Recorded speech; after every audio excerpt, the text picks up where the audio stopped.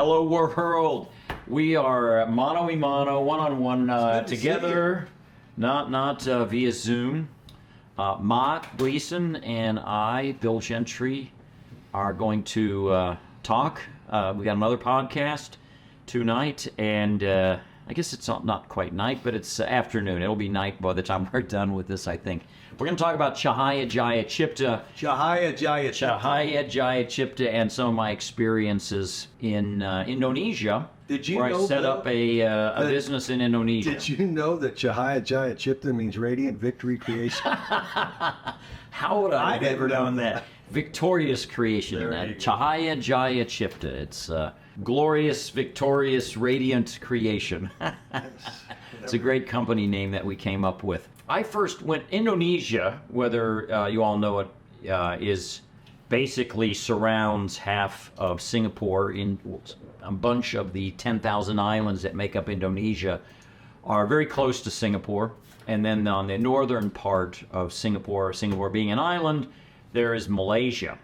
So Malaysia and Indonesia are both Muslim countries, predominantly filled with what they call the Malay people, ethnically Malay, and that's debatable. I had a missionary friend who said that they're kind of on the surface Muslim, and that's not really something for me to say or debate, but it is considered a Muslim country. And so I first went over there on vacations because about a 30-minute boat ride from Singapore are a group of resorts on a place called Bintan Island. And Bintan Island was a much bigger island than Singapore, and it was mostly for agricultural use. There was a big city there called Tanjung Pinang, which I'll get into more later. Tanjung Pinang was the capital of a province called the Riau Islands. We would go there. When we first moved to Singapore in 96, 97, we found ourselves kind of with island fever at times, and we needed to get off and just go and hang out on a beach somewhere. Hang out on another island. Hang out on another island. Well, at least a different view. And Indonesia is a very different place than Singapore. Singapore is like Wizard of Oz and all these towering Manhattan buildings, and Indonesia is probably the tallest building, at least in Tanjung Pinang at that time, was maybe 2 stories. Yeah, it was a really big, exciting thing when they had their first mall, and they had an escalator going up to the 2nd floor, and so many people just stopped and looked at the escalator like, what's that for? What are we going to do? Well, I'm not getting on that thing. They didn't know what it was. They didn't. It was very, very... Did they have an Orange Julius? I'm sure they do now.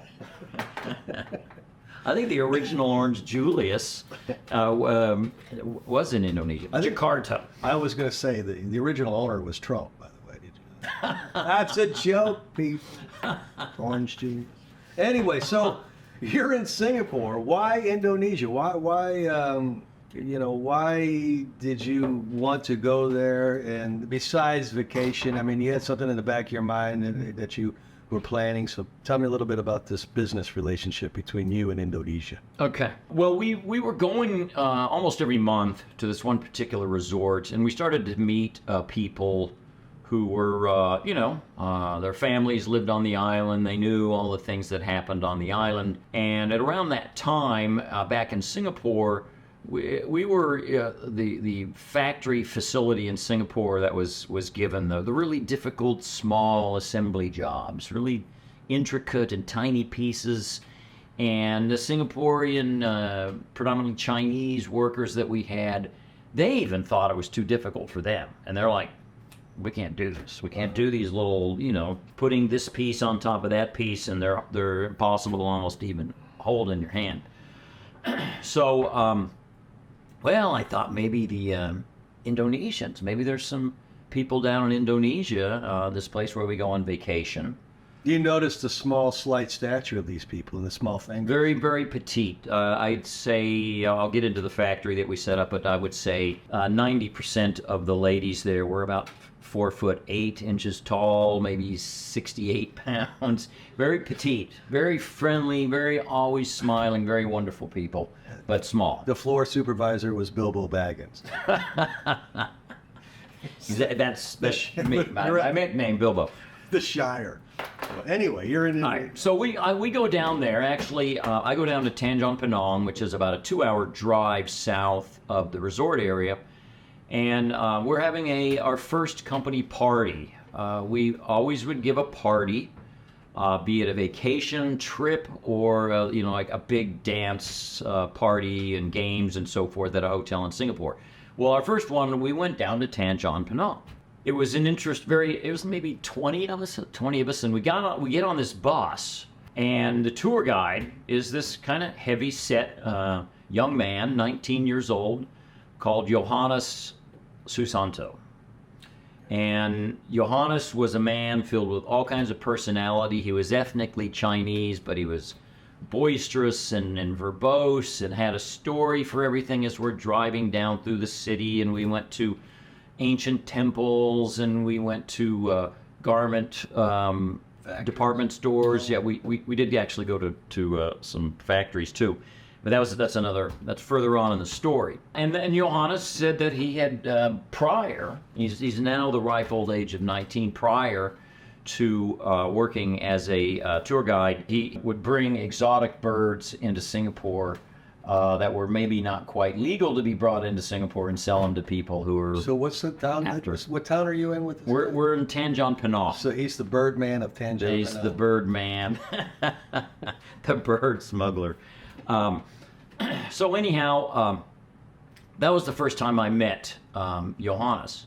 Well, about 1.5 years later, we've talked to some people at the resorts, and I said I need to go visit some factories in Bintan, so we can scope out the possibility of maybe us doing a joint venture with some of these local entrepreneurs, and find a section of their factory where they can hire and put to work 20, 30, 40 ladies, right? Yeah.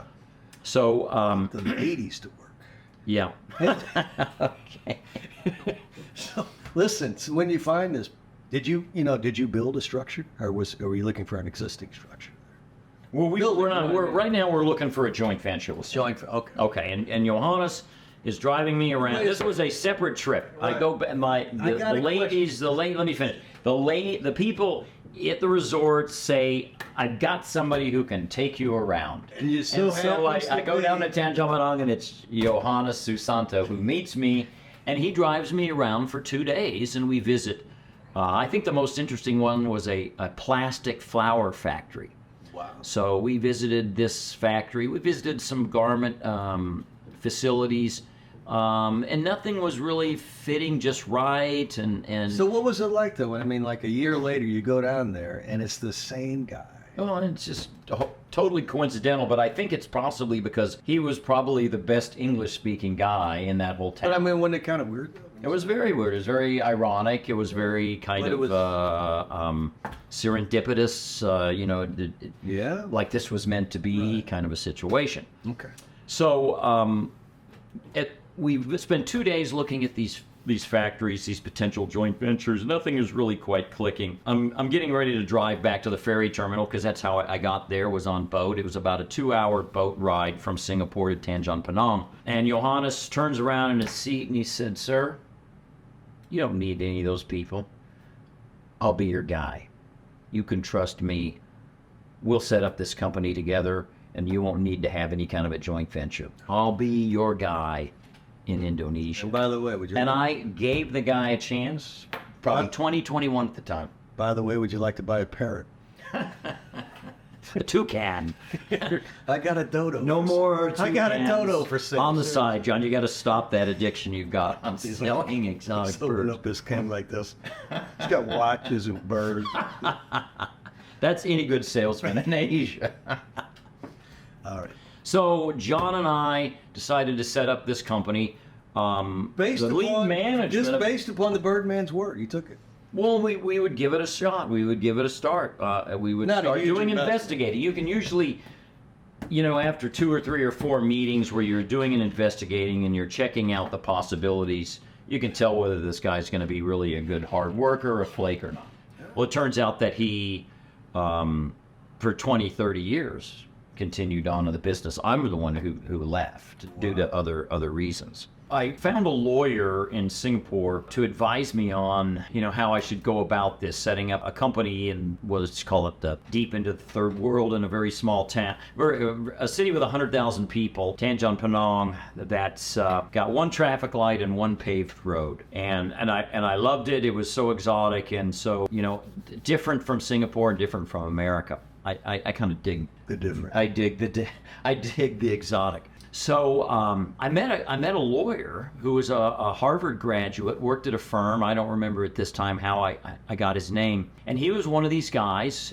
He, by himself, and I think also with maybe a partner, they set up companies for large American multinationals. And they were set up in a way in which they're all local companies, because international companies, an American company with its American name in Indonesia gets analyzed and audited and kind of bothered a lot by local government officials, bothered in not a good way, intrusive. So he says, what you do is you set up a local company.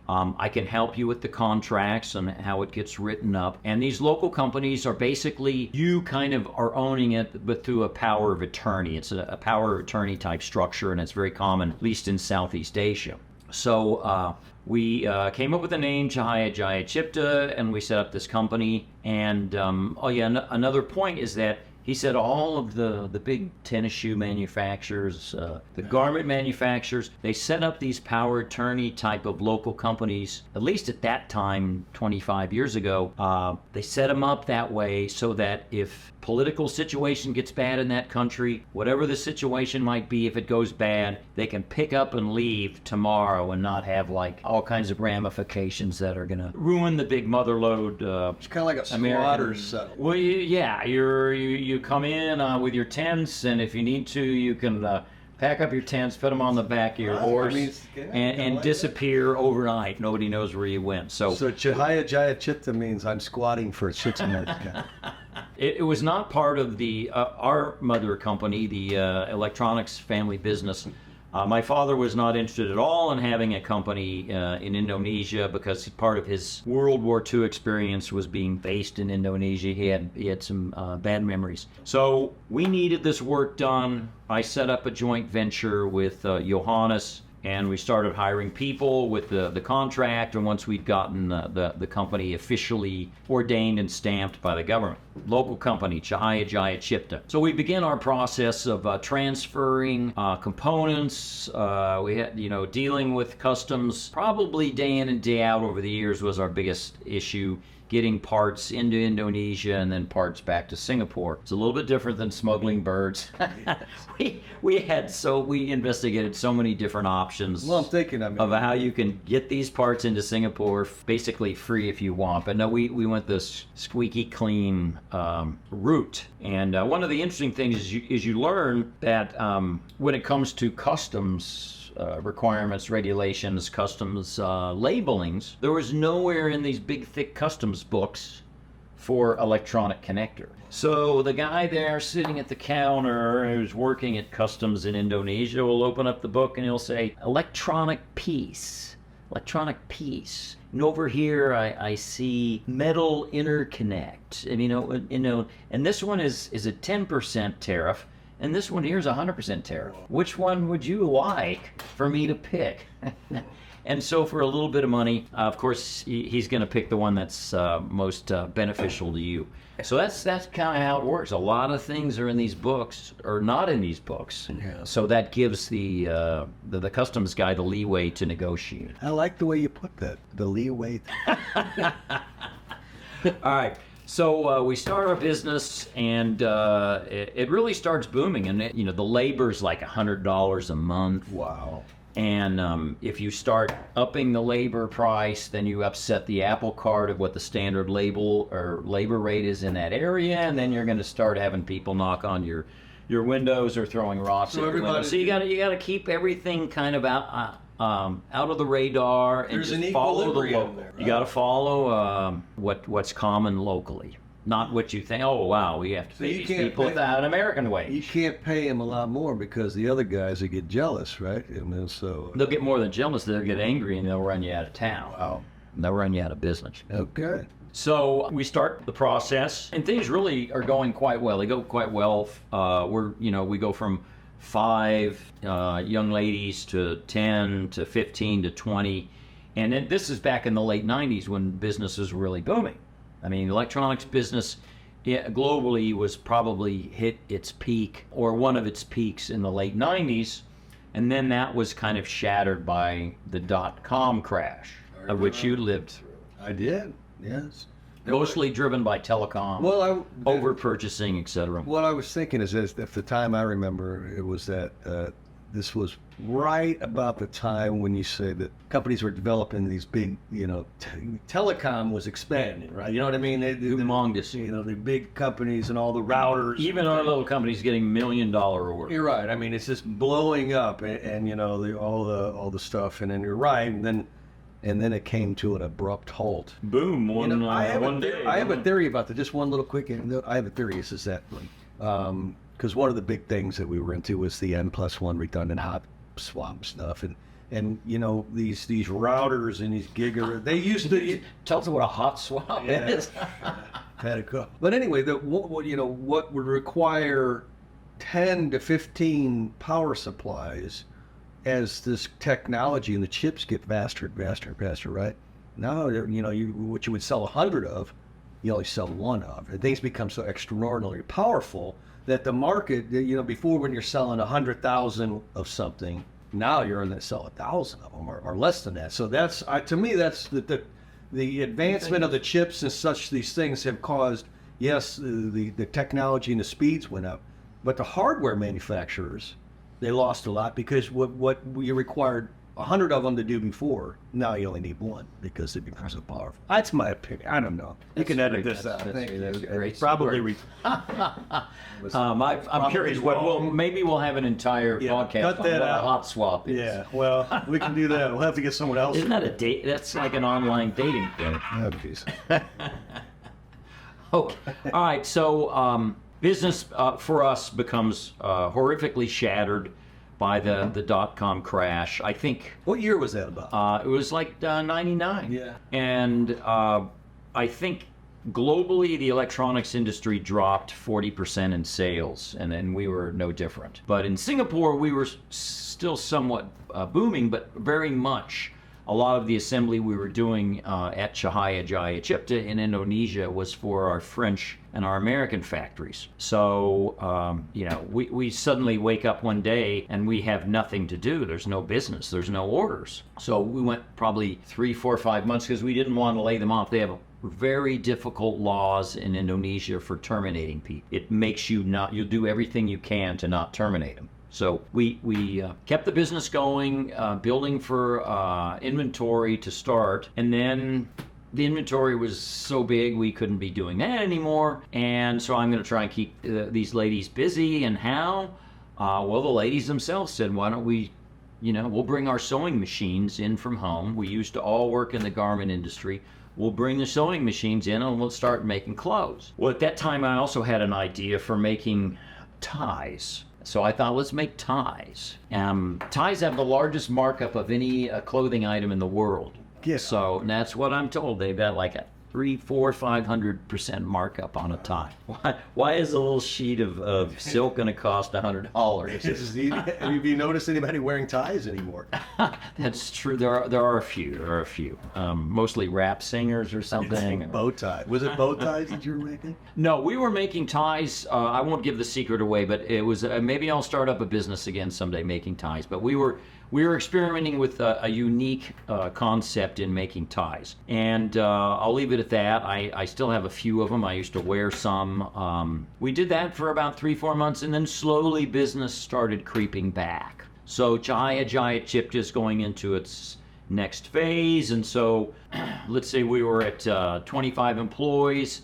We held on to them, and then we start growing again as a company, and it's maintained a very successful, good quality rate. I mean, and nobody could beat the times, and nowhere else in the world, wherever we tried, could we match the profitability, the low costs of these ladies in Indonesia. Well, then what happens next? poof, 9/11 hits. No. 9/11 hits, and much of the Asian world that I lived in changed, not overnight. It had to do with some of the things that, let's say, the American military did, the American politicians at the time, and things that took place in Iraq. And overnight we became, or let's just say, Johannes went from being sort of a celebrity working with this American to this, how can you dare deal with an American? My God, America is the evil. It's the devil. Oh. Yeah, I mean, it just overnight dealing in a Muslim country became very dicey and not so safe. You ever heard of the word pariah? I have.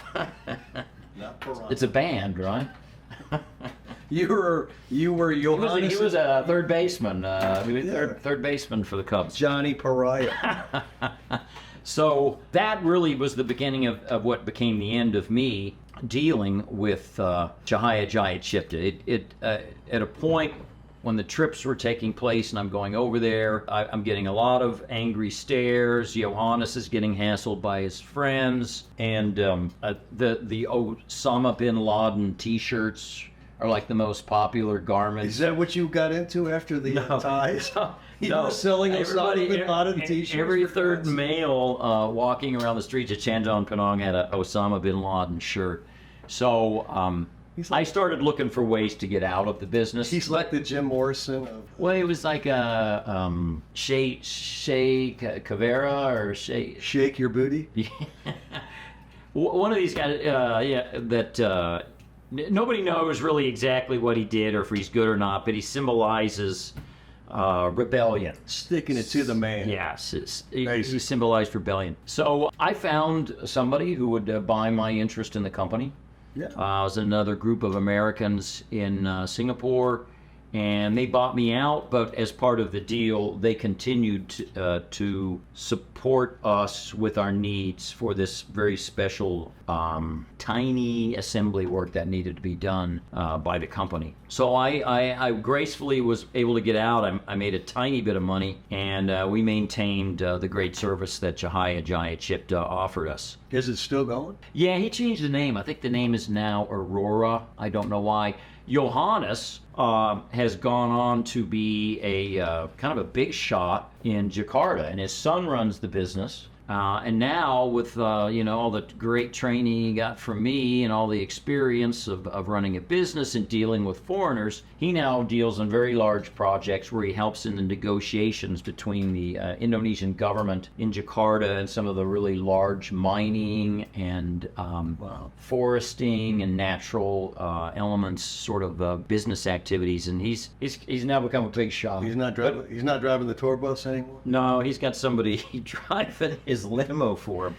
John has gone on and done a great job, and he stays in touch. He's very thankful for me giving him that first opportunity, and I've been fortunate enough to been able to do that with some people all over Asia, and it makes you feel good when you've changed somebody's life. That's kind of what I try to do, and what we do in Cambodia is we change lives. What about the children? What about the children? This is what this is all about. At the end, it is all about the children. Whether they be in Indonesia. I tried to set up a kind of a Colors of Cambodia project in Indonesia, and they're so wary of the white man coming in and making promises and wanting to work with their children, and it was like, no. Maybe you should do like the blackface Al Jolson and come in there. No, I'm just saying, if they're wary of you, like you can. Yeah, I mean, the nicest guy in the world, and you might have to edit that. Johannes and I had many great years hanging out together and building a business. I learned a lot. That was my first establishment I set up in let's call it the real third world. Did that help? There were several more after that. Is this because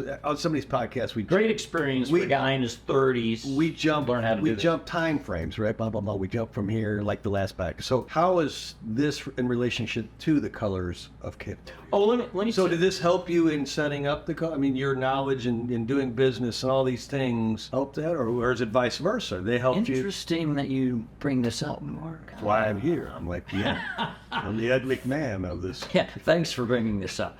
While I was dealing with Johannes actually was an orphan, and he was taught and went to school at a Catholic school. Wow. Okay. And later he changed over to Islamic religion because it would help his career. But I'm sure he's quite serious and a believer. But so Johannes switching guys is a pretty big thing, though. You know what I mean? No, I'm not even going to get into the gods concept conversation. But so I started to. Johannes introduced me to Father Henri, and Father Henri is one of the greatest men I've ever met in my life. He was a lifelong missionary. He was a Frenchman, diminutive build, and he always wore a flower shirt. And he was the one who ran this Catholic diocese, this church in Bintan. Padre Henri. And so almost every trip I would take over there, I would get together for lunch with the father, who would smoke a cigar, and we'd drink a couple of big Bintan beers. I'll tell you right now, Bill, this is very, very good stuff for you. My father, Padre Henri. The Father Henri, I understand, has moved back to France, but this was here again back in the 90s, and I think it was in the 60s or 70s and the 90s. He's probably not even... So he spent 20 years, he said, in the jungles of Burma, dealing with headhunters, and then he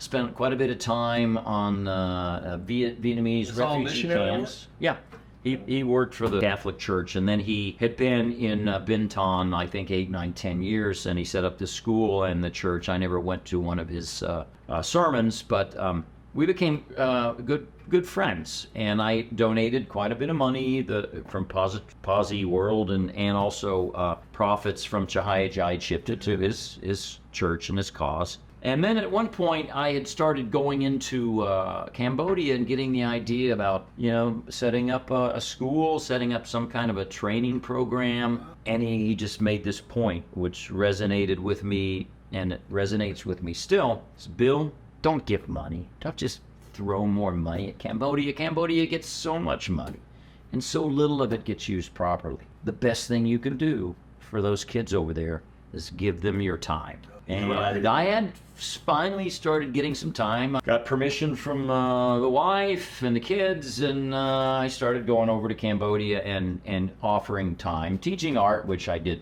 know how to teach. I guess the other thing I could teach is golf. And did you teach that yesterday? Things, but did you give some lessons yesterday? No, I did not. I received lessons, and I learned a few things. But I played golf yesterday. But anyhow, that's my story on. Oh wait, no. There's the last thing. What was that on the list? Hold on. The table of weapons. Hold on, Johnny. The table of weapons. The table of weapons. Yes. All right. Very strange thing about the laws of doing business, having your own factory in Indonesia. One day I'm coming over and I'm going to our new factory. We moved to a bigger factory after our first factory, which was in town. We rented a building outside of town on a dirt road that we thought could go up to having 150 employees. Wow. 150 for Cahaya Jaya Chipta? Cahaya Jaya Chipta. We were prepared, and we were renting out this factory for, I don't know, 150. That's a lot. $300 a month. I mean, everything was so cheap. So yeah, I mean, I've always got big dreams. So let me tell you something. So it wasn't a big deal when the .com crashed. If you're only paying $300 a month to rent a place, man, you could survive a little bit. We were able to tread water without too much financial stress on the mother load, on the mothership. So here it is. We reached 50 employees. Okay, and so I'm coming over. Somebody. All women? I'm just curious. No. There are usually there'll be a male manager, a male delivery boys. But the assemblers were primarily. Yeah, tiny ladies. Tiny ladies. So I come over to my factory. Tiny ladies handling screws. Tiny ladies. All right, enough. Handling screws. Let's. All right. Let's get to the punchline here. The table of weapons. So I drive up to the factory, pull up, by the front door, and there's a guy in uniform with this big table in front of the front door. And this is kind of bizarre, So I walk in, And I find Johannes, and I bring him back out front. And I said, Johannes, what's all this? I mean, there's a machete, there's brass knuckles, there's a billy club. There's a couple of fists from people that are not paid the vigorous. There's a Finger. A nail gun. I mean, it was. No, I'm joking about that, but there were these weapons on this table. And I said, John, what's going on here? You know, what's happening? He said, well, Bill, those are to protect the employees. I'm like, why do we have people trying to break in? Are there gangs nearby trying to break in and, accost our lady employees? Well, like a You tiger. haven't been telling me about this. Could have been a tiger. Yeah. Or a python.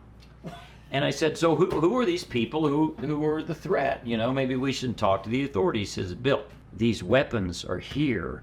And this gentleman is here, is the man who would use them, and they're not to be used against some outsider.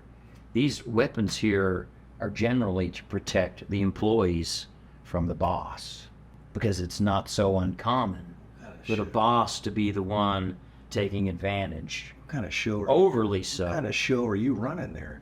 Well, I felt pretty bad, but it's law. So that table stayed there, Right. and if we went under 50 employees, we could get rid of the weapons. But I was just blown away by the fact that that's the mentality of Indonesian government, Indonesian factories were, and it's you hear about this where the most wicked guy in the factory is the owner, running around and abusing people and bad mouthing them, and tough situation, tough relationships between the boss and the employees.